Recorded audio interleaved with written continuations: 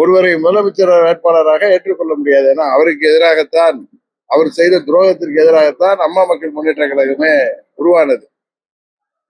அந்த நேரத்துல நண்பர் அண்ணாமலை எனக்கு அரசியலை தாண்டி நல்ல நண்பர்.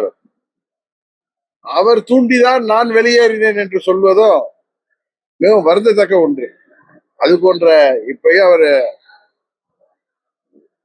வாய்ப்பு கிடைக்கும் பொழுதெல்லாம் என்ன தொலைபேசியில தொடர்பு கொள்றப்பெல்லாம் மீண்டும் நீங்கள் என்டிஏ கூட்டணிக்கு வர வேண்டும் என்றுதான் அவர் எனக்கு நட்பு ரீதியாக கோரிக்கை வைப்பாரே தவிர அவர் ஒன்றும் தூண்டிவிடக்கூடிய நபரும் அல்ல, இன்னொருத்தர் சொல் பேச்சை கேட்கக்கூடியவன் அல்ல நான் என்பதும் எல்லோருக்குமே தெரியும். அதனால அது போன்ற கருத்துக்களை ஊடகங்கள்ல விதைக்க வேண்டாம். தேவையற்ற அது ஒரு வருத்தத்தை தருகிறது என்பதுதான் என்னுடைய கருத்து. அது எனக்கு தெரியாது. நீங்க அதிமுகல இருந்து வேற யாரும் எங்க போறாங்கன்னா, நாங்க அம்மா மக்கள் முன்னேற்ற கழகம், எங்க கட்சியில இருந்து போச்சர்ஸ் அது மாதிரி சில பேர் அவர்களுடைய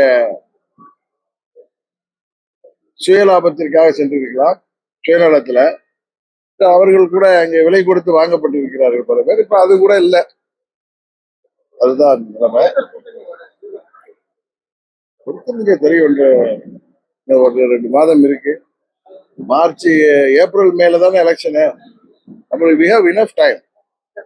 ஜனவரி ஆர் பிப்ரவரி வரைக்கும் கூட நம்மளுக்கு டைம் இருக்கு. அம்மாவுடைய பிறந்த நாள் வருகிற நேரத்துல எனக்கு தெரிந்து அம்மா மக்கள் முன்னேற்ற கழகம் எந்த கூட்டணியில இடம்பெறுவோம் என்பதை நாங்கள் முடிவு செய்வோம்.